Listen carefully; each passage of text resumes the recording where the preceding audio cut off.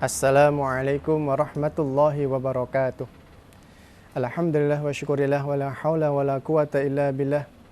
Allahul ladzi khalaqal mauta wal hayata liyabluwakum ayyukum ahsanu amala wa huwal azizul ghafur. Asyhadu an la ilaha illallah wa asyhadu anna Muhammadar Rasulullah. Allahumma sholli ala sayyidina Muhammad wa ala ali sayyidina Muhammad, amma ba'du. Pemirsa TV One yang dirahmati Allah, bersyukur pada Allah Ta'ala karena Allah sampai detik ini masih memberikan kita karunia-Nya, memberikan kita rahmat-Nya, dan selalu memberikan kita petunjuk kebaikan dalam setiap langkah-langkah kita.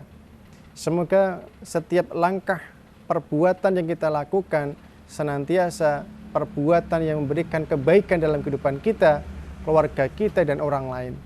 Dan semoga Allah senantiasa menjadikan diri kita hamba Allah yang senantiasa mendapatkan petunjuk-petunjuk kebaikan dalam kehidupan kita. Pemirsa yang dirahmati Allah, pada waktu yang lalu alumni santri pesantren kami datang ke rumah dan bercerita, Ustadz, dulu ketika kami ini di pesantren Ustadz, kami ini melaksanakan tahajud, duha, menghafal Quran, sehingga kami keluar dari pesantren 3 tahun membawa hafalan 6 juz. Dan dia 7 juz Ustadz. Kami di sana puasa sunnah Senin Kemis kadang Daud Ustadz. Tetapi mengapa waktu kami di pesantren, kami baik ibadahnya, bagus ibadahnya, tapi kondisi kami ini sengsara Ustadz. Orang tua kami di rumah sering gagal panen, orang tua kami belum punya motor, dan seterusnya Ustadz. Lah setelah kami lulus dari pesantren, kami keluar dari pesantren Ustadz, subhanallah, urusan saya dimudahkan Allah, saya senang hidup saya enak sekolahnya, lancar sekolahnya, panen dari keluarga saya, bapak ibu saya berhasil, dan saya bisa ke sekolah dengan motor Ustaz. Kenapa Ustaz? Padahal ketika saya mendapatkan nikmat ini, orang tua saya itu berhasil panennya, saya tidak melaksanakan kebiasaan-kebiasaan di pesantren yang lalu. Ini yang salah apa Ustaz? Kok ketika saya baru berbuat baik kepada Allah, saya mendapatkan kesengsaraan. Saya nggak mendapatkan apa-apa yang saya inginkan. Tapi begitu saya meninggalkan kebiasaan baik di pesantren, saya hidup di lingkungan umum, kembali ke rumah saya Ustadz, tanpa melaksanakan kebiasaan di pesantren. Bahkan saat ini hafalan 6 juz saya hilang Ustadz. Tapi mengapa? Urusan dunia saya gampang. Lah ini terkadang menjadi hal yang sering ditanyakan banyak orang. Banyak manusia yang mempertanyakan, kenapa ibadah-ibadah yang saya lakukan ini belum mendapatkan hasil. Mereka yang malah bermaksiat, dunianya melimpah. Mengapa? Kadang kita lupa ada konsep bahwa sesungguhnya siapa yang menanam, dia memanen. Ya. Dan Allah menjanjikan apa? Hal jaza'u ihsan ilal ihsan. Bahwa tidak ada balasan kebaikan kecuali kebaikan pula. Surat Ar-Rahman ayat ke-60. Karena saya tegaskan kepada mereka santri itu, Mas, ingat Mas, saat ini Anda mendapatkan kemudahan segala urusan, orang tua kalian berhasil panennya, bisa jadi ini hasil kalian menanam kebaikan-kebaikan ketika di pesantren dulu. Dulu kalian di pesantren yang riadoh, tirakat bagus, tahajud, duha, baca Quran, menghafal Quran, puasa sunnah, dan seterusnya. Sekarang ini kalian memanen kebaikan-kebaikan yang dulu dikerjakan. Sehingga dimudahkan sekolah kalian, urusannya dimudahkan, bekerjanya mudah. Karena Anda ini memanen apa yang Anda tanam pada waktu di pesantren dulu. Lah sekarang pertanyaannya, lah ketika sampai lulus dari pesantren tidak punya amal kebaikan, lah besok itu akan manen apa? Kita nggak punya apa-apa. Maka menanam dan memanen ini harus kita kerjakan dalam waktu yang sama. Allah berfirman dalam surat Al-Hasr, ya ayyuhallazina amanu taqullaha wal tanzur nafsum ma qaddamat lighad ila akhirih. Wahai orang-orang yang beriman, bertakwalah kepada Allah dan perhatikan apa-apa yang kamu kerjakan hari ini untuk hari esokmu. Jadi hari ini kita harus menanam, berbuat sesuatu untuk kita panen hasilnya di esok hari. Dan hari ini pula kita memanen hasil yang kita tanam kemarin. Harus satu waktu kita pahami. Ya seringkali orang itu, lah saat ini saya sedang bermaksiat saja, rezekiku lancar, pekerjaanku mudah. Iya saat ini. Tapi besok kemaksiatan kita hari ini akan Allah balas di esok hari. Kita nggak tahu. Ya, kapannya esok itu, entah besok, lusa atau seterusnya itu. Maka kita harus bisa merencanakan kebaikan-kebaikan yang akan kita kerjakan hari ini. Tentu hari ini tentu akan memberikan manfaat di esok hari. Ya. Karena orang nggak sadar, sesungguhnya memanen dan menanam itu harus kita lakukan pada waktu yang sama. Maka pertanyaan lagi yang perlu kita jawab. Ketika kita mendapatkan kenikmatan, berpikir enggak kita untuk berbuat baik apa lagi agar kenikmatan ini tidak mudah hilang dalam kehidupan kita. Karena banyak orang yang merasa mendapat kenikmatan, mudah mendapatkan rezeki, ini rezeki enggak awet, tahu-tahu hilang, sirna begitu saja. Dapat kesehatan, baru sembuh dari sakit, tahu-tahu sehatnya ini hanya sebentar, sakit lagi dia. Karena apa? Dia tidak mau mengikat nikmat itu dengan baik. Wah, bagaimana cara mengikat nikmat itu dengan baik? Nanti kita akan bahas pada segmen yang berikutnya. Jangan kemana-mana, semoga Allah memberikan kita keberkahan dan selalu membimbing kita dalam kebaikan. Wallahu a'lam bishawab.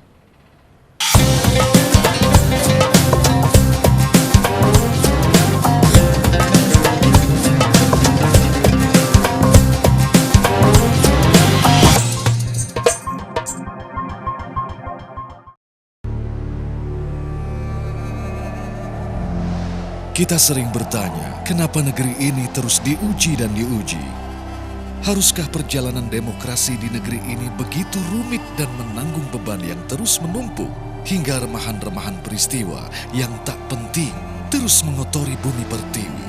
Padahal jawabnya jelas di depan mata. Siapa yang bisa berdamai dengan hatinya, dia pun bisa berdamai dengan Indonesia.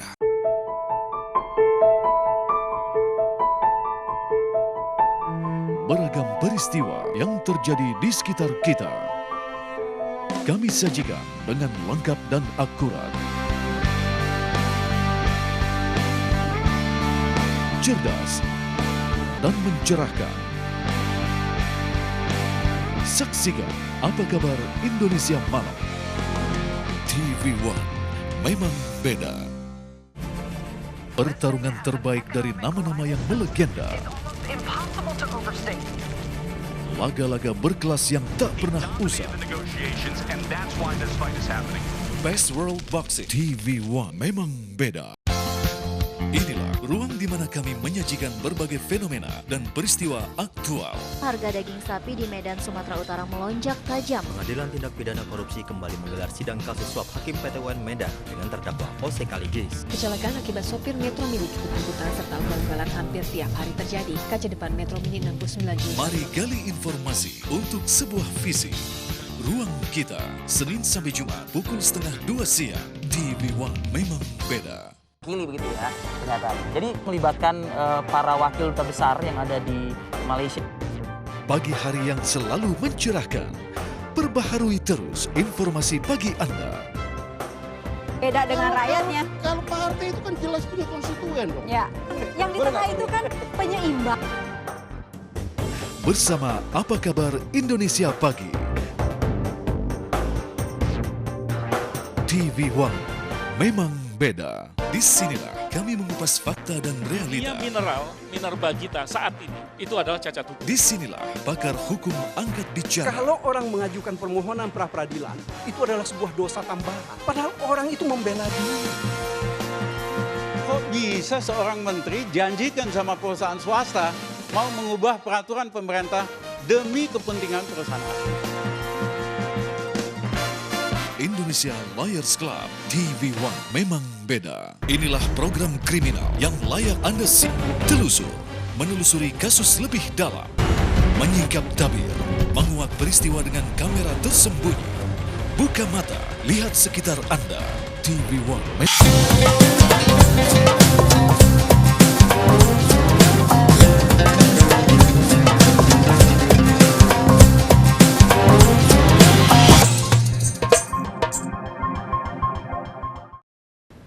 Pemirsa TV One yang dirahmati Allah, kita lanjutkan pembahasan kita terkait dengan nikmat yang kita dapatkan saat ini. Mungkin di antara kita sering merasakan kok nikmat segera hilang toh. Dapat motor baru atau motornya tabrakan rusak. Oke. Dapat hadiah atau hadiahnya hilang dan seterusnya. Maka ada cara bagaimana kita ini bisa mengunci, bisa mengikat nikmat itu agar nikmat ini bertahan lama dalam kehidupan kita.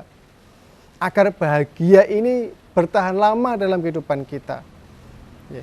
Agar segala kebaikan-kebaikan bertahan lama dalam kehidupan kita. Ya.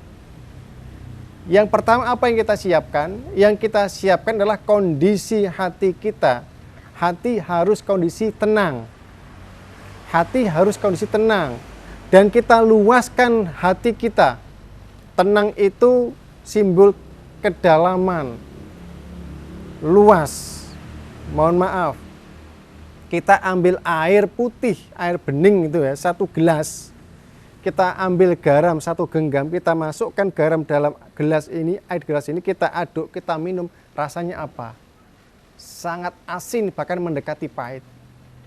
Tapi kalau garam yang 1 genggam ini kita sebar di telaga yang luas, kita aduk itu air telaga, telaga tidak akan terasa asin sedikit pun. Begitu pula hati kita. Jika hati kita ini senantiasa kita luaskan, kita tenangkan, ketika Allah memberikan apapun dalam kehidupan kita, kita akan anteng. Allah memberikan kita kenikmatan, kita nggak akan sombong. Nikmat sebagai buah dari amal kita yang lalu. Atau Allah kemudian memberikan kita kesedihan, sakit atau apa, tetap tenang, musibah kita tenang. Karena musibah ini sebagai apa? Sebagai ujian untuk kita. Sebagai penguat iman kita.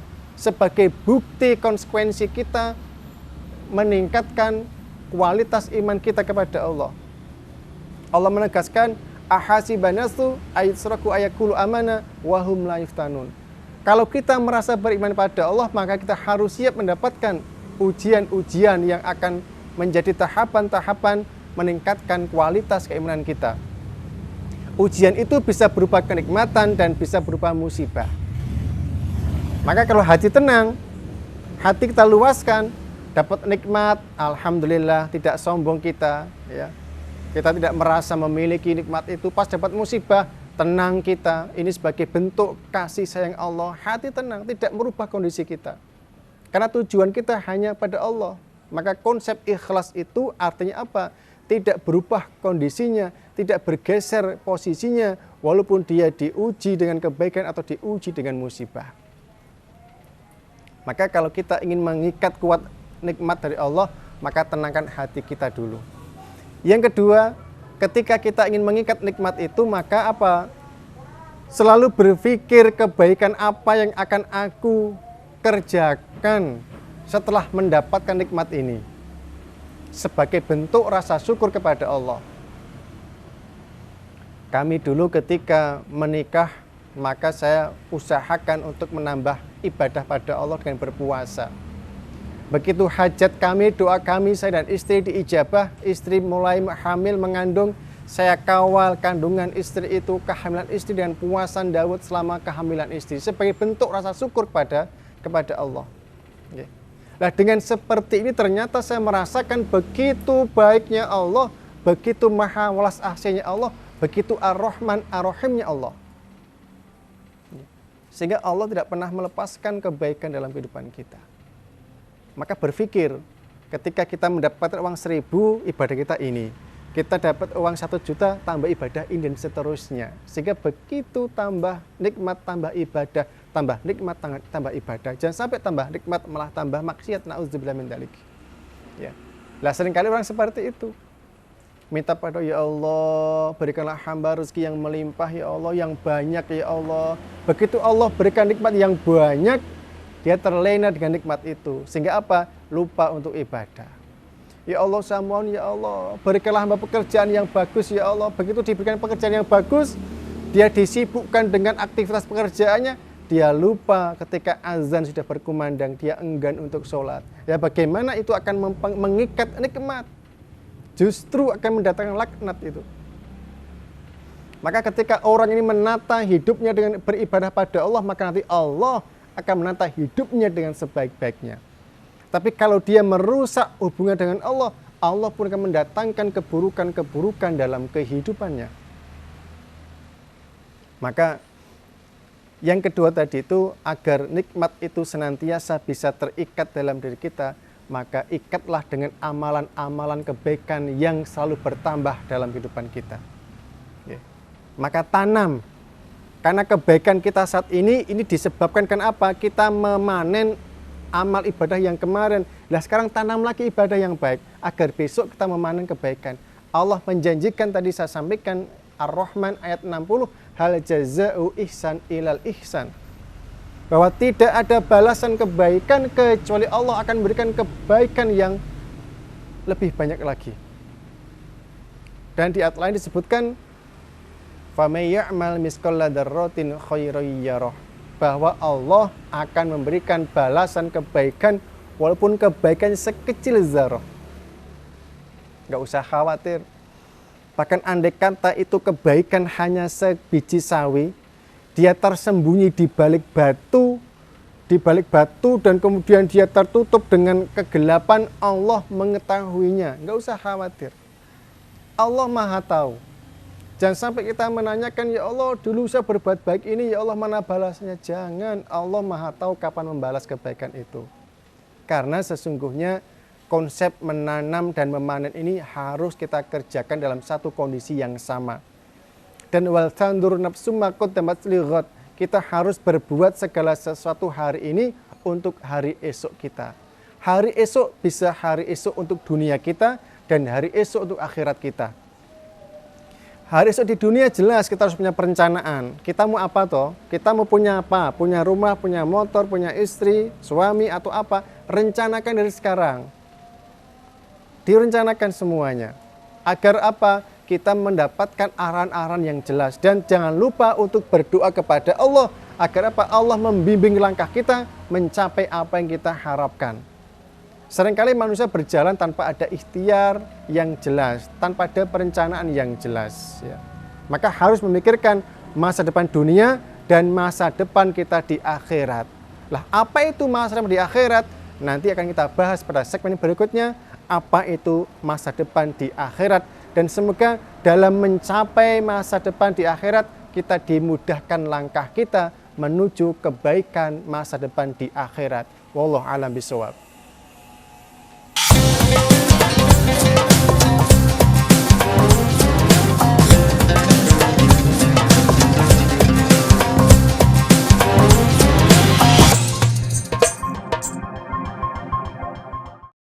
Menelusuri beragam kasus kriminal di sekitar Anda.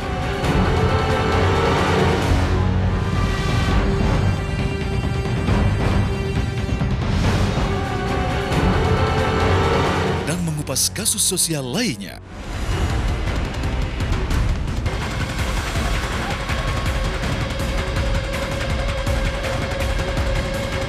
Saksikan dalam program Telusur. TV One memang beda. Nggak boleh sebut nama, tunjuk aja orangnya. Mami nasi kuning. Suka ngutang gitu. Nggak lihat wajah Bang Elva atau karena lagunya? Mau diajarin not balok aja langsung ajakin makan. Gue mah aman-aman aja, Mo. Kenapa namanya Simon jadi Temon? Lebih tepatnya Simpson. Ya, Temon itu sebenarnya temannya monyet. 1 jam lebih dekat, TV One memang beda. Sejarah perjalanan hidup Indonesia berbicara tentang kejayaan dan upaya Indonesia untuk merdeka. Peristiwa bersejarah terdokumentasi untuk generasi Indonesia. Untuk menyatakan berhenti. Bangsa yang besar adalah bangsa yang tidak melupakan sejarah bangsanya sendiri. Indonesia mengingat di TV One.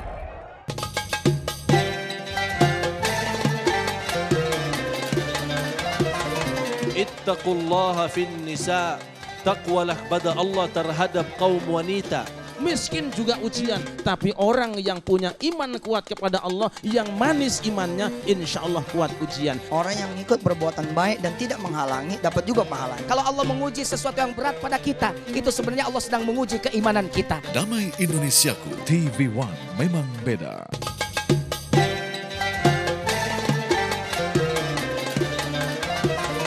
Ittaqullaha fin nisa. Takwalah kepada Allah terhadap kaum wanita. Miskin juga ujian, tapi orang yang punya iman kuat kepada Allah, yang manis imannya, insya Allah kuat ujian. Orang yang ikut perbuatan baik dan tidak menghalangi, dapat juga pahala. Kalau Allah menguji sesuatu yang berat pada kita, itu sebenarnya Allah sedang menguji keimanan kita. Damai Indonesiaku, TV One memang beda.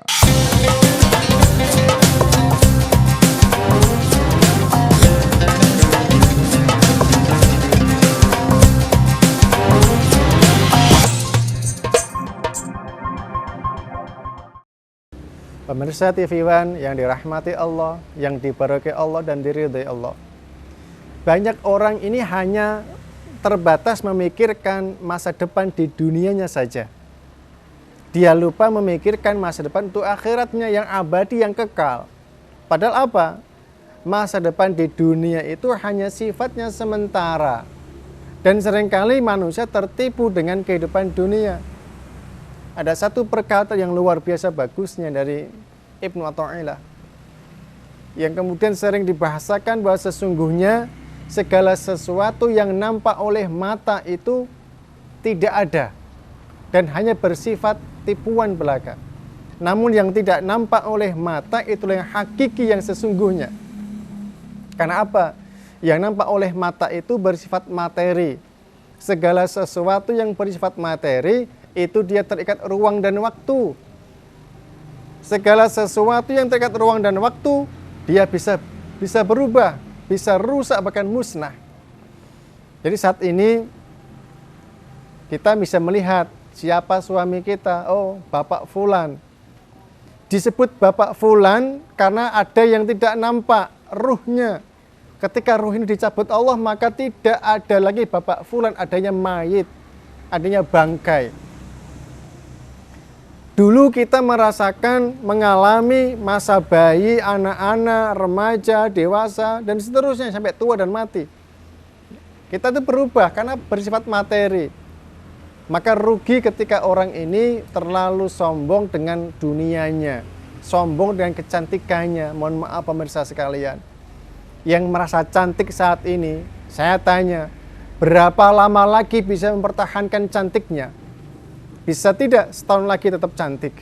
Nggak usah setahun lah, sebulan lagi bisa enggak? Atau seminggu lagi? Atau 1 hari lagi bisa enggak tetap cantik seperti sekarang ini? Atau 1 jam saja setelah ini bisa enggak tetap cantik kita?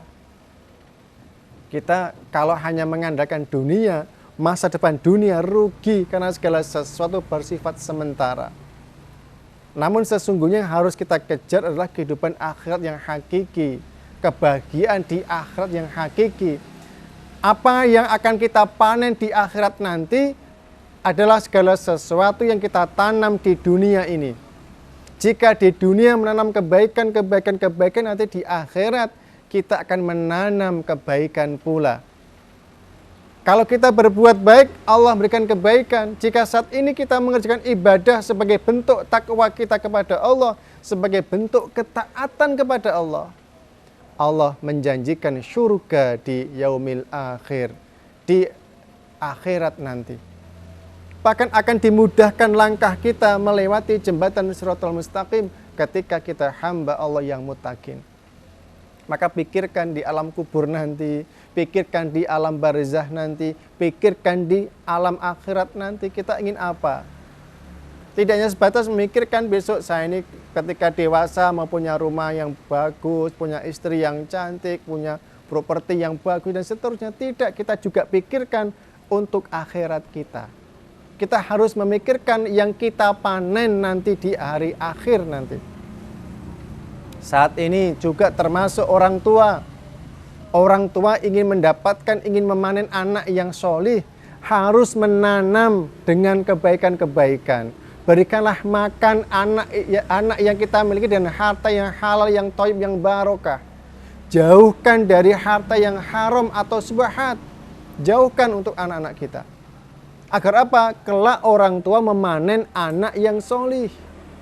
Ajarkan anak dengan kebaikan, ajarkan anak dengan akidah, ajari anak sholat, ajari anak nutup aurat, ajari anak untuk memiliki akhlakul karimah, dan ajari anak untuk punya jiwa jihad, jiwa kesungguhan pengorbanan untuk agama Islam. Maka nanti orang tua akan memanen anak yang baik di masa yang akan datang. Namun selama ini banyak orang itu yang pengen panennya banyak tapi nggak pernah nanam. Pengen punya anak yang soleh, tapi nggak memberikan harta yang halal, thayyib dan barokah pada anak-anaknya. Malah anak diberikan makanan yang haram, dari rezeki yang haram, dari dapatkan dari korupsi, dari mencuri dan seterusnya, dari judi dan seterusnya. Bagaimana kan kita memanen kebaikan kalau kita memberikan keburukan atau menanam keburukan? Dan harus tak ingat sekali lagi, bahwa sesungguhnya Allah tidak akan pernah salah memberi balasan kepada hamba-hambanya. Tidak akan pernah salah memberi balasan kepada hamba-hambanya sesuai dengan apa yang diperbuatnya. Loh Ustadz, itu ada ahli ibadah, ahli sholat, ahli Quran, tapi tetap miskin. Miskin sekarang, tapi nanti di akhirat Allah akan mengkayakan orang ini. Miskin dirinya, ternyata anak-anaknya anak yang berhasil, yang sukses semuanya. Jadi anak yang ahli Quran, anak yang sukses secara dunia dan akhiratnya. Memang orang tuanya sekarang belum mendapatkan kebaikan, tapi lewat anak-anaknya Allah memberikan balasan yang luar biasa. Jadi kita hanya akan memanen dari apa yang kita tanam, pemirsa sekalian. Ketika pemirsa ingin memanen kebaikan, maka mulai sekarang tanamlah kebaikan-kebaikan. Kita punya kesehatan, guna kesehatan ibadah kepada Allah. Kita punya harta, guna harta membantu orang lain, fakir, miskin, yatim, piatu. Ya, orang yang dalam perjalanan, orang yang sakit gak mampu kita bantu mereka. Dan harta kita jangan terlalu dimasukkan dalam hati harta kita. Nanti hati ini akan susah melepaskan dunia, hati susah melepaskan harta kalau hati terlalu mengikat harta yang kita miliki itu sendiri. Maka ingatlah kebahagiaan nanti di akhirat. Ingatlah kita butuh surga. Kita butuh rahmatnya Allah. Kita butuh ditemukan dengan kebaikan-kebaikan di yaumil akhir nanti. Hal jaza'u ihsan ilal ihsan. Saya tegaskan kembali. Bahwa segala bentuk kebaikan hanya akan Allah balas dengan kebaikan pula. Tapi keburukan akan Allah balas dengan keburukan. Maka barang siapa yang menginginkan, ingin memanen kebaikan, maka mulai sekarang berpikirlah apa yang harus saya kerjakan, apa yang bisa saya kerjakan, apa yang bisa saya lakukan untuk besok memanen kebaikan. Ya. Ibaratnya kalau kita menanam padi ingin hasil yang baik, ya pupuk padi dengan baik, sirami dengan baik, ya. Rawat dengan baik, cabuti rumput-rumput yang mengganggu. Kita sama, kita ingin mendapatkan hasil yang baik, maka sirami hati dan kesejukan zikrullah. Kita berikan pupuk makanan yang baik, yang halal, yang thayyib, yang barokah, dan hilangkan gangguan-gangguan dosa yang ada di sekitar kita. Sehingga berharap pada Allah kita semuanya, semoga kita semuanya senantiasa bisa menanam kebaikan dan esok hari, baik di dunia dan di akhirat, Allah selalu memberikan kita balasan kebaikan, kita memanen kebaikan-kebaikan yang melimpah. Dan Allah semoga menjaga kita dari segala bentuk kemaksiatan. Semoga bermanfaat. Subhanakallahumma wa bihamdika asyhadu an la ilaha illa anta astaghfiruka wa atubu ilaik. Assalamualaikum warahmatullahi wabarakatuh.